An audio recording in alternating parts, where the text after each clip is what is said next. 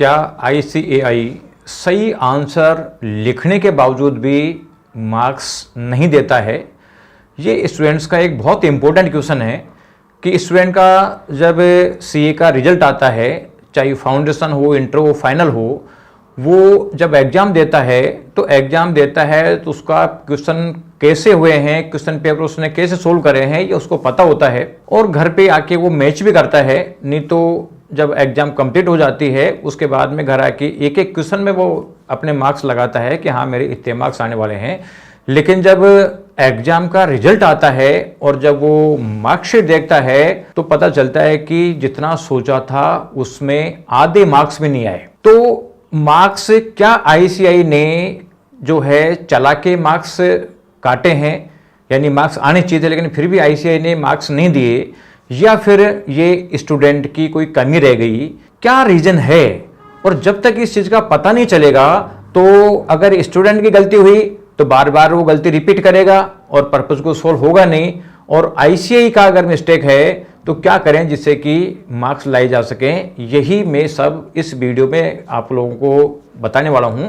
तो इस वीडियो को पूरा देखें, अपने दोस्तों को शेयर करें और साथ ही VSI का यूट्यूब चैनल सब्सक्राइब करके बेल आइकन दबाएं, जिससे इंपॉर्टेंट स्ट्रेटेजीज मैं आप लोगों के साथ में शेयर कर सकूं। अभी मेरे को एक स्टूडेंट था, उसने एक वीडियो लाके दिखाया कि साहब देखो ये स्टूडेंट जो है इसने सही लिखा है, वीडियो है, एक तरफ आंसर की है और दूसरी तरफ जो है बच्चे की कॉपी है और इस बच्चे के 60 मार्क्स आने चाहिए थे और 28 मार्क्स आए हैं। तो आप ये सोचिए कि 60 मार्क्स आने वाले थे, 28 मार्क्स आए हैं, आधा गैप हो गया। अगर ऐसे गैप मेंटेन रहे तो स्टूडेंट का कैसे जो है वो अपने को मेंटली स्ट्रॉन्ग रख पाएगा?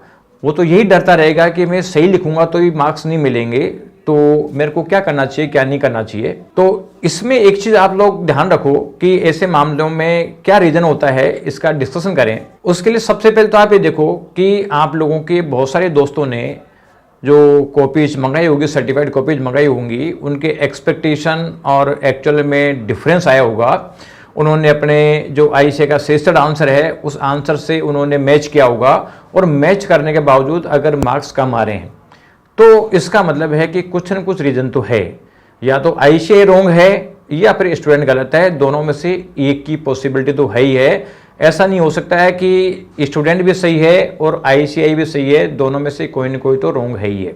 तो क्या रीजन है ये आप लोगों को समझना जरूरी है। तो इसका देखो सबसे बड़ा रीजन जो है वो ये है कि उस आंसर कॉपी पे टिक भी लगा हुआ है, यानी एग्जामिनर की तरफ से ये ओके भी है, सही भी है, लेकिन फिर भी पूरे मार्क्स नहीं दे रखे। पता चलता है कि साहब कोई 4 नंबर का क्वेश्चन है, 4 में से आधा नंबर दे रखा है, 1 नंबर दे रखा है, इसके बावजूद भी वो आंसर सही है। यानी आपके सजेस्टेड आंसर के जो कीवर्ड्स हैं वो स्टूडेंट की कॉपी से मैच हो रहे हैं। लग रहा है कि ये जो कीवर्ड्स हैं और ये कीवर्ड्स स्टूडेंट ने लिख रखा है, फिर भी मार्क्स क्यों नहीं आए? ये एक समझने की बात है, ये एक बहुत बड़ा इश्यू है। तो एक चीज़ मैं आपको डिस्कस करूं कि ICAI का क्या व्यू होता है कि जब स्टूडेंट कुछ लिखता है तो हो सकता है वो सही हो, लेकिन एक्यूरेसी लेवल क्या है ये बहुत इंपॉर्टेंट चीज़ होता है। जैसे मान लो कोई स्टूडेंट एग्जाम दे रहा है और पास होने के लिए 50% मार्क्स चाहिए, उस स्टूडेंट के 50% में 1 नंबर कम पड़ गया, यानी 49% की बात भी नहीं कर रहा मैं कर रहा हूँ 1 नंबर कम पड़ गया। इसका मतलब है कि 59 पॉइंट समथिंग है। तो आप ये देखो कि ICAI उसको अगले लेवल पे प्रमोट करेगा क्या? नहीं करेगा ना। यानी उसमें 50% नॉलेज तो लगभग है ही है, 50% नॉलेज के बावजूद CA इंस्टीट्यूट उसको अगले लेवल पे प्रमोट नहीं करेगा। उसी तरीके से जो आंसर स्टूडेंट लिखता है उसका एक्यूरेसी लेवल क्या है ये समझने की जरूरत है। यानी वो 100% एक्यूरेट है, 75% एक्यूरेट है, 50% एक्यूरेट है या 25% एक्यूरेट है, तो वो एक्यूरेसी लेवल ICAI चेक करता है। अब अगर मान लीजिए स्टूडेंट ने कुछ लिखा और वो उस लेवल पे नहीं पहुंचा जितना एग्जामिनर को चाहिए, तो इसका मतलब है कि उसमें मार्क्स नहीं मिलेंगे। चाहे वो सही है, इसलिए सही होने की वजह से CA इंस्टीट्यूट उस क्वेश्चन को क्रॉस भी नहीं करेगा, उस आंसर को क्रॉस भी नहीं करेगा और मार्क्स भी नहीं देगा। मार्क्स उतना ही देगा जितना कि उस सेटिस्फेक्शन लेवल के हिसाब से, मार्किंग स्कीम के हिसाब से दिया जाना है। इससे ज़्यादा मार्क्स नहीं मिलेंगे। तो आप ये मान के चलें कि जो मार्क्स स्टूडेंट को नहीं मिल रहे, इसका मतलब है कि स्टूडेंट ने वो अप टू लेवल नहीं लिखा होगा, मोस्ट प्रोबेबली ये है। हालांकि आईसीआई के एग्जाम में से गलती भी हो सकती है, वो ह्यूमन पर्सन है, मैं ये नहीं कह रखा है कि 100% एक्यूरेसी होती है एग्जामिनरों की भी, क्योंकि वो भी ह्यूमन पर्सन है, जैसे सब गलती करते हैं वैसे गलती वो भी करता है। हालांकि गलती नहीं करनी चाहिए, मैं नहीं कर रहा कि उसकी गलती का सपोर्ट नहीं कर रहा, लेकिन उसको गलती नहीं करनी चाहिए, लेकिन मान लो उससे गलती हो भी सकती है।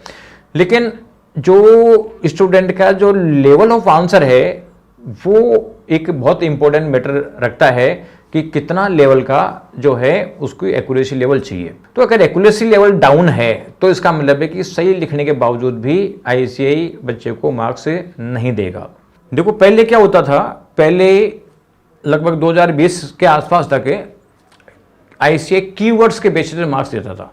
कीवर्ड्स का मतलब है कि आप लोगों ने मेन वर्ड्स हैं वो एग्जाम को अंडरलाइन करके देता था, ये वर्ड्स मैच हो गए तो नंबर दे देना। तो उस समय क्या हुआ कि जब कीवर्ड्स के बेसिस पे दे देते थे तो क्या शॉर्ट नोट्स में कीवर्ड्स ही होते थे, तो जो शॉर्ट नोट्स पढ़ने पे भी मार्क्स मिल जाते थे। लेकिन अब आईसीआई कीवर्ड्स के बेसिस पे मार्क्स नहीं देता। क्यों नहीं देता? क्योंकि कीवर्ड से प्रोफेशनलिज्म डेवलप नहीं होता, इसलिए आईसीआई को अब प्रोफेशनल लैंग्वेज चाहिए, और प्रोफेशनल लैंग्वेज जब भी आएगी जब वो आईसीआई का एसएम पढ़ेगा। इसलिए आज की डेट में रिक्वायरमेंट है आईसीआई का स्टडी मटेरियल पढ़ना, क्योंकि उसी से प्रोफेशनल लैंग्वेज आएगी, और वो ही चाहिए, प्रोफेशनल लैंग्वेज चाहिए, कीवर्ड्स की जगह आज की डेट में चाहिए प्रोफेशनल लैंग्वेज। इसलिए आप लोग जब मैच करो तो आप ये मत देखो कीवर्ड्स मैच है कि नहीं है, वो लैंग्वेज मैच करता है। जैसे मान लो थ्योरेटिकल सब्जेक्ट है, थ्योरेटिकल सब्जेक्ट में सीए इंस्टीट्यूट मैच करता है कि भाई जो मॉड्यूल की या लीगल प्रॉपर लैंग्वेज आई है कि नहीं, प्रोफेशनल लैंग्वेज बैठी कि नहीं बैठी है। यानी अगर आपका प्रोफेशनल लैंग्वेज है, मॉड्यूल से आपने लिखा है, तो इसका मतलब है कि आईसीआई मार्क्स प्रोवाइड करेगा ही करेगा। लेकिन अगर मान लीजिए उसने जो मॉड्यूल से पढ़ने के बजाय अगर उसने कोई शॉर्ट नोट्स पढ़ लिए, आप ये मान के चलिए शॉर्ट नोट्स पढ़ लिया ना, तो शॉर्ट नोट्स में मार्क्स नहीं आते हैं, चाहे चीज वो डिलीवर हो रही है, उसका थीम वही है। जैसे मान लीजिए किसी ने कहा कि साहब ये ऑडिट रिपोर्ट करनी है, तो ऑडिट रिपोर्ट क्या होती है, वो सीए यही तो जज करता है कि भाई ये अकाउंट से ट्रू एंड फेयर है कि नहीं है। लेकिन ये कहने का भी एक तरीका होता है, यानी उसके लिए ऑडिट रिपोर्ट का प्रोफॉर्मा है, फॉर्मेट है कि इस फॉर्मेट में ऑडिट रिपोर्ट दी जाएगी, ये लैंग्वेज यूज की जाएगी, इसी तरह की भाषा यूज करेंगे, जब जाके जो है वो ऑडिट रिपोर्ट एक प्रोफेशनल ऑडिट रिपोर्ट कहलाती है। अगर मान लो सीए इतना सा लिख के देते कि साहब हमने सब चेक कर लिया है और ओके है, कोई प्रॉब्लम नहीं है, तो आप ये बताओ कि ये कोई प्रोफेशनल लैंग्वेज हुई क्या? नहीं हुई ना, मतलब तो वही निकला है। वो ये कहता है कि साहब सारी चीज़ फॉर्मेट में अपना पूरा रिपोर्ट बनाता है, उस फॉर्मेट के बाद में ये कहता है ट्रू एंड फेयर है। और अगर मान लीजिए स्टूडेंट भी कहता है कि साहब बिल्कुल ओके है, कोई दिक्कत ही नहीं है, तो क्या फर्क पड़ गया? दोनों में सेम ही है, मीनिंग में दोनों का सेम निकलता है। लेकिन प्रोफेशनल लैंग्वेज वो बैठती नहीं है, क्योंकि एक सीए है, उससे बहुत हाई इंटीग्रिटी प्रोफेशन है, उससे ये उम्मीद की जाती है कि वो जो लैंग्वेज यूज करेगा वो बिल्कुल प्रोफेशनल लैंग्वेज होगी, प्रोफेशनल लैंग्वेज में वो लिखेगा तो उसके मार्क्स मिलेंगे। क्योंकि अल्टीमेटली ये जो सीए बनना है, सीए बनने के बाद वो जो मेंबर है वो आईसीआई को रिप्रेजेंट करता है, सीए इंस्टीट्यूट को रिप्रेजेंट करता है, और सीए इंस्टीट्यूट का मार्केटिंग रेपुटेशन है, और लोग उससे ये उम्मीद करते हैं कि यहाँ का जो मेंबर होगा कम से कम इतनी नॉलेज तो रखता ही होगा। अब ये बताओ कि अगर उसको प्रोफेशनल लैंग्वेज नहीं पता, यानी प्रोफेशनल फॉर्मेट पता नहीं, और सीए बन जाता है और बाद में वो सीए इंस्टीट्यूट को रिप्रेजेंट करता है और इस तरीके की बात करता है, तो कैसा लगेगा? यानी कोई सीए इंस्टीट्यूट का जो है रेपुटेशन डाउन नहीं हुआ क्या? इसलिए सीए इंस्टीट्यूट अपने जो है रेपुटेशन मेंटेन करने के लिए वो एक सर्टेन लेवल की नॉलेज उसको चाहिए होती है। उस लेवल की नॉलेज अगर बच्चा लिखता है तो मार्क्स मिलेंगे, अदरवाइज मार्क्स नहीं मिलेंगे। मैंने भी बहुत सारी कॉपियां मंगाता हूं, मैं हर बार स्टूडेंट से मान लो कि 10-15 कॉपियां मैं मंगाता हूं, और स्टूडेंट्स का जो क्या लिखा है और स्टूडेंट जो आंसर की सेशन आ जाती है उससे मैं मैच करके देखता हूं कि भाई किस तरीके की जो किस लेवल के आंसर पे कितने मार्क्स मिल रहे हैं और किस लेवल के आंसर पे कितने मार्क्स मिल रहे हैं, ये सब चीज़ें जो है मैं उसको जज करता हूं। और मैं ये कंफर्म नहीं बता सकता हूं कि यार बच्चा इतना सोचा और इतने मार्क्स आए हैं तो उसने गड़बड़ क्या करी है, ये मेरे को पता रहता है, क्योंकि मेरे को इतने दिन हो गए और मैं रिजल्ट का ही एनालिसिस करता हूँ और वो देखता हूँ कि स्टूडेंट की क्या कमी रही है क्या नहीं रही है, जिससे कि वो कमी दूर हो, क्योंकि कमी पता चलेगी जब तो दूर होगी। अगर स्टूडेंट को कमी का ही एहसास नहीं होगा और वो सेम गलती बार बार रिपीट करेगा तो पता चलता है कि वो सेम गलती होती रहेगी और हमेशा मार्क्स नहीं मिलेंगे, और वो तो बहुत नर्वस हो जाएगा कि यार चक्कर क्या पड़ रहा है। तो आप ध्यान रख के चले कि थ्योरेटिकल सब्जेक्ट में मॉड्यूल की लैंग्वेज चाहिए, और मॉड्यूल की लैंग्वेज जब भी आएगी जब वो आईसीआई के स्टडी मटेरियल से पढ़ेगा और कम से कम 5-6 बार रिवाइज करेगा आईसीआई के स्टडी मटेरियल, तो लैंग्वेज आ जाएगी। मान लो कि उसको 50% भी याद रहा तो रहेगा आईसीआई का मैटर, अगर उसको 60% भी याद रहा तो भी रहेगा आईसीआई का मैटर। तो ये है उसकी नॉलेज। और दूसरा है कि प्रैक्टिकल सब्जेक्ट, प्रैक्टिकल सब्जेक्ट में स्टूडेंट को फॉर्मेटिंग के मार्क्स मिलते हैं, यानी स्टेप बाय स्टेप मार्क्स मिलते हैं। अब इसका मतलब एक क्वेश्चन 10 स्टेप हो रहा है तो उसको पहली स्टेप भी करनी पड़ेगी, दूसरी भी करनी पड़ेगी, तीसरी भी करनी पड़ेगी, पूरे 10 के 10 स्टेप फॉलो करनी पड़ेगी। अगर वही क्वेश्चन 10 स्टेप के बजाय अगर मान लीजिए 4 स्टेप में हो जाता है तो 4 स्टेप में हो जाता है तो इसका मतलब है कि आंसर तो आ गया लेकिन मार्क्स नहीं आएंगे। क्यों?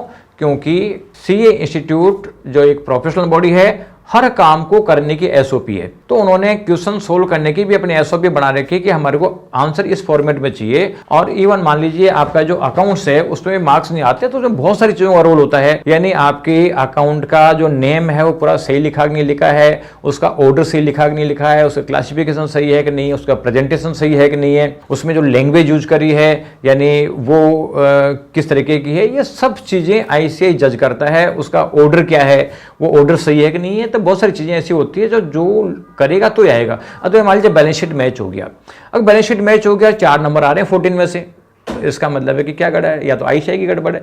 तो ऐसे लोग जब पता चलता है कि साहब 14 में से 4 आते हैं तो आईसीआई को गड़े देते हैं, यार तो बैलेंस शीट मैच हो गया, सब चीज सही है तो उसका मतलब मार्क्स क्यों नहीं आ रहे भाई। ये वो स्टेप बाय स्टेप मार्किंग होती है, तो स्टेप बाय स्टेप करोगे तो ही मार्क्स आएंगे, अदरवाइज स्टेप बाय स्टेप के बिना मार्क्स नहीं आएंगे। तो ये बहुत जरूरी है। और देखो एक चीज और बताऊं, अब ये ऐसा क्यों हो रहा है, ये इसलिए हो रहा है कि प्रेजेंट टाइम में स्टूडेंट्स को जो गाइड करने वाले होते हैं वो 2 तरीके के लोग हैं, और वो बेसिकली उनकी भी मजबूरी है बेचारों की।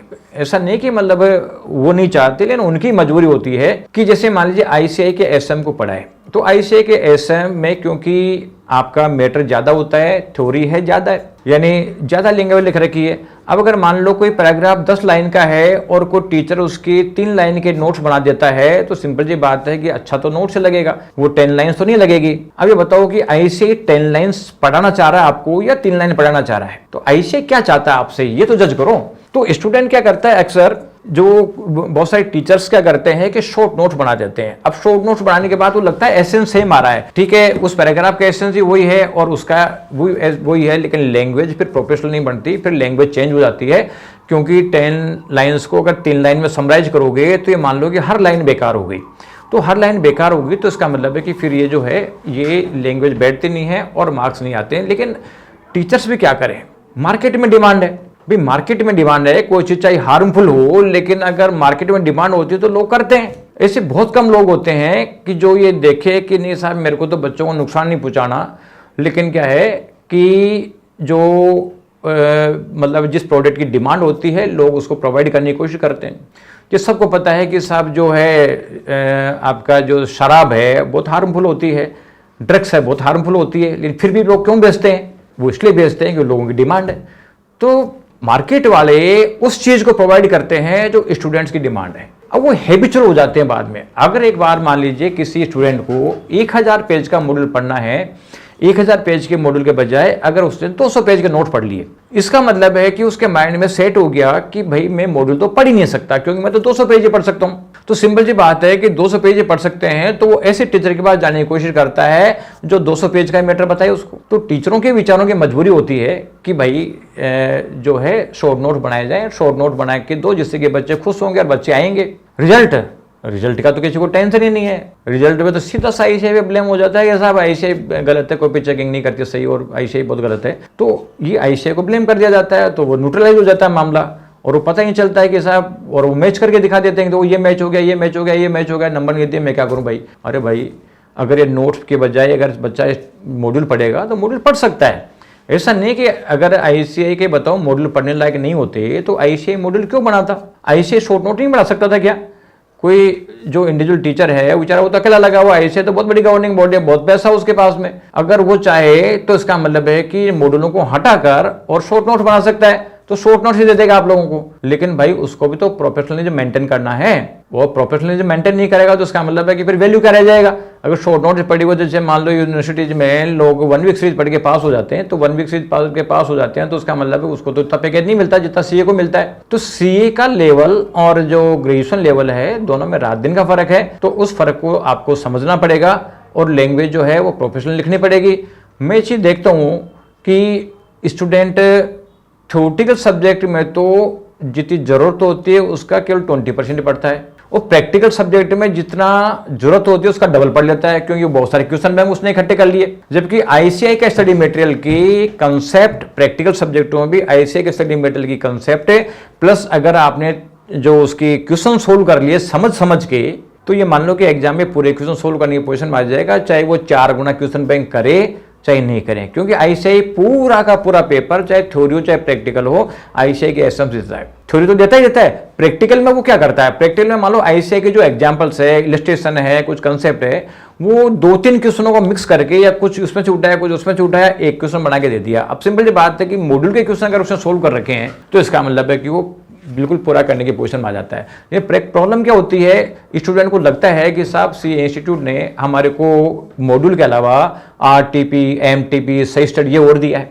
बिल्कुल दिया है, लेकिन कितना दिया है? आप लोगों के लिए रेलिवेंट एक आरटीपी आएगी, यानी आप लोगों को आईसीआई का एसएम, आपके लिए एक आरटीपी आएगी और 2 एमटीपी आएगी, यानी ये नीड है। अगर आप गड़बड़ करोगे साहब मैं तो 20 साल की आरटीपी पढ़ूंगा, तो इसका मतलब है गलती किसकी है?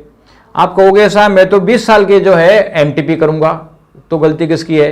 आप कहोगे इतने साल के सेशन करूंगा, तो गलती किसकी है? हो सकता है कि आरटीपी एमटीपी सेशन नहीं करो, तो हो सकता है कि 100 में से हम 90 मार्क्स से क्वेश्चन करने की पोजीशन में आ जाओ, और हो सकता है कि उससे भी डबल वॉल्यूम का अगर आप आरटीपी एमटीपी सेशन पढ़ लेते हो, मॉड्यूल से जस्ट डबल का, हो सकता है कि 10 नंबर का क्वेश्चन और करने की पोजीशन में आ जाओ। लेकिन डबल या 3 गुना मैटर हो जाएगा, तो 1 गुना मैटर पढ़ के जितनी क्वालिटी ला सकते थे, जितनी कंसेप्चुअल क्लैरिटी ला सकते थे, 3 गुना मैटर पढ़ोगे तो कंसेप्ट तो गायब हो जाएगी। केवल वो क्वेश्चन आपको ध्यान रहेंगे कि जो उसने कैसे कर रखा है, और जैसे ही क्वेश्चन में कंपोजिशन चेंज करेगा, कुछ को मिक्स करके नया क्वेश्चन बनाएगा, इसका मतलब है कि आप क्वेश्चन करने की पोजीशन में नहीं आओगे। तो ये बड़ी प्रॉब्लम है, यानी प्रैक्टिकल में मोर देन डबल पढ़ते हैं, थ्योरी में लेस देन हाफ पढ़ते हैं, तो न तो थ्योरी में अच्छे नंबर आ पाते हैं न प्रैक्टिकल में आ पाते हैं। अगर आप बैलेंस कर लो कि आप प्रैक्टिकल में जो एडिशनल आरटीपी एमटीपी से स्टडी क्वेश्चन करते हो उस टाइम को हटाकर आप मॉड्यूल में लगा दोगे, तो मॉड्यूल में लगा दोगे तो सिंपल सी बात है कि आप मॉड्यूल थ्योरी का पूरा करने की पोजीशन में आ जाओगे, और प्रैक्टिकल ज्यादा करने की जरूरत पड़ेगी नहीं, क्योंकि ज्यादा करीब लोगों तो कोई फायदा होने वाला नहीं है। तो ये कई बार कहते हैं कि साहब थ्योरी का मॉड्यूल नहीं पढ़ सकते, वो इसलिए नहीं पढ़ सकते क्योंकि प्रैक्टिकलों में 3 गुना पढ़ रहे हैं। तो 3 गुना पढ़ते क्यों? उतना ही पढ़ो जितना आईसीआई के एसएम से। और आपको एक चीज और बताऊं मैं, आप तो देखना कि अब जब पेपर है, चाहे आप कोई पिछले पेपर का एनालिसिस करो, आप ये देखो कि पूरा पूरा पेपर जो है वो मॉड्यूल में से है। एक एक पॉइंट मॉड्यूल के क्वेश्चनों में मैच कर सकते हो। हो सकता है कि एक क्वेश्चन मान लीजिए 6 पॉइंट एडजस्टमेंट हो के आया, और हो सकता है कि वो 3 क्वेश्चनों में मिले 6 पॉइंट, वो एक क्वेश्चन सीधा सीधा नहीं मिले, तो कुल मिला कि वो 3 क्वेश्चन अगर आपने कर रखे हैं तो इसका मतलब ये क्वेश्चन भी कर दोगे, क्योंकि एडजस्टमेंट तो वही है। इसलिए जो प्रैक्टिकल में डबल या 3 गुना मैटर पड़ता है, थ्योरी में 1/3 मैटर पड़ता है, उसके बजाय एसएम पे आ जाओ, न प्रैक्टिकल डबल पढ़ना पड़ेगा न थ्योरेटिकल कम पढ़ना पड़ेगा, इधर भी फायदा और उधर ही फायदा। तो एक चीज ध्यान रखो, आप लोग आईसीआई की एग्जाम दे रहे हो, आईसीआई की एग्जाम दे रहे हो, तो इसका मतलब है कि आईसीआई क्या चाहता है ये आपको पूरा करना ही पड़ेगा। अगर आईसीआई की रिक्वायरमेंट के बजाय आप दूसरे लोगों के चक्कर में पड़ जाते हो तो ये मान लो गड़बड़ है। क्योंकि देखो सिंपल सी बात है, ये तो मार्केट है, हर लोग पैसा कमाने के लिए हैं, तो कोई भी पर्सन वही काम करता है जिससे उसको पैसा मिले, चाहे स्टूडेंट को फायदा हो चाहे नहीं हो। बहुत सारे लोग अपन देखते हैं कि साहब पेपरों में खबर आती रहती है कि साहब ये खाने में मिलावट है, जो है फ्रूट्स में मिलावट है, सब चीज़ों में मिलावट है। तो ये मिलावट करने वालों को ये पता नहीं क्या कि भाई ये हार्मफुल है, लेकिन पैसा कमाना है। अब पैसा कमाने के लिए सारी गड़बड़ियां करती है, यानी लोभ हर पाप का मूल है। यानी इंसान कोई लोभ करता है तो जितने भी वो गलत काम करता है, हार्मफुल काम करता है, वो लोभ के मारे करता है। तो आप ये मान के चलो कि जितने भी टीचर्स हैं, कोचिंग से, ये लोभी हो सकती है। मैं ये नहीं कह रहा सारे ही लोभी हैं, लेकिन हो सकती है। लेकिन आईसीआई कभी भी ऐसा नहीं करेगा, क्योंकि आईसीआई आपकी गवर्निंग बॉडी है, यानी आईसीआई वही काम करेगा जो स्टूडेंट्स के लिए बेनिफिशियल है। इसलिए कोई क्या करता है क्या नहीं करता इंपॉर्टेंट नहीं है, किसी की सुनने की जरूरत नहीं है। आप केवल और केवल सीए इंस्टीट्यूट की सुनो कि सीए इंस्टीट्यूट क्या करता है। सीए इंस्टीट्यूट जो चाहता है वो आपको पूरा करना पड़ेगा। और देखो कई बार जो आईसीआई के जो मेंबर्स है, सीसीएम से, प्रेसिडेंट से, ये सभी कहते रहते हैं कि भाई आईसीआई का एसएम पढ़ो, आईसीआई का एसएम इंपॉर्टेंट है, तो आप एसएम पे क्यों नहीं आते हो, और एसएम पे आओगे तो चीजें होगी। मैंने इतनी कॉपियों का एनालिसिस करता हूं, मैं देखता हूं कि जिस बच्चे ने आईसीआई के स्टडी मटेरियल से पढ़ाई करी है, थ्योरी हो प्रैक्टिकल हो, उसके मार्क्स एक्सपेक्टेशन से भी ज्यादा आएंगे। और अगर किसी बच्चे ने आईसीआई का एसएम काम में नहीं लिया, अगर नोट्स काम में लिए हैं, प्रैक्टिकल के लिए क्वेश्चन बैंक काम में लिया है, थ्योरी के लिए नोट्स काम में लिया है, आप ये मान के चलें कि जितने आप एक्सपेक्ट करोगे ना उसके आधे नंबर ही आने हैं, उससे ज्यादा मार्क्स नहीं आएंगे। इसलिए एक्सपेक्टेशन और एक्चुअल में डिफरेंस है। उसका एक ही रीजन है कि आईसीआई से आप डाइवर्ट हो, आईसीआई से डाइवर्ट हो तो ये मार्क्स का गैप आएगा ही आएगा। एक बार आईसीआई पे तो आके देखो, आईसीआई की शरण में तो आओ। आप आईसीआई की शरण में आ जाओगे तो इसका मतलब है कि आपका उद्धार हो जाएगा। भगवान कृष्ण गीता में कहते हैं कि भाई तुमने तो कितने भी पाप कर लिए, अगर मेरी शरण में आ गए इसका मतलब है कि तुम्हारा उद्धार हो जाएगा। आप ये मान के चलें, आईसीआई आपके लिए गॉड है, कोई भी टीचर आपके लिए गॉड नहीं है, केवल और केवल सीए इंस्टीट्यूट गॉड है। आपने कितने भी टीचरों के नोट्स पढ़ रखे हैं, कितने भी क्वेश्चन बैंक पढ़ रखे हैं, कितने भी शॉर्ट नोट पढ़ रखे हैं, सबको छोड़ के आईसीआई की शरण में आ जाओ। आईसीआई की शरण में आ जाओगे तो इसका मतलब है कि उसके हिसाब को फॉलो करो, आप लोग पास हो जाओगे। और ये जो गैप आता है, ये गैप भी आना बंद हो जाएगा।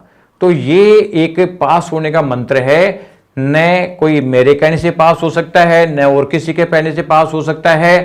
पास केवल एक ही चीज से हो सकता है, और वो है कि आपको आईसीआई को फॉलो करना पड़ेगा।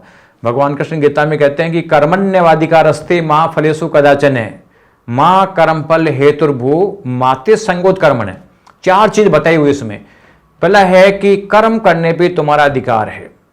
दूसरा है कि फल पे अधिकार नहीं है। फल पे अधिकार नहीं का मतलब यह नहीं कि फल मिलेगा नहीं है, यानी फल मिलेगा कि नहीं मिलेगा उस पे आपका राइट नहीं है, आपका क्लेम नहीं है कि साहब मेरे को फल मिले मिले।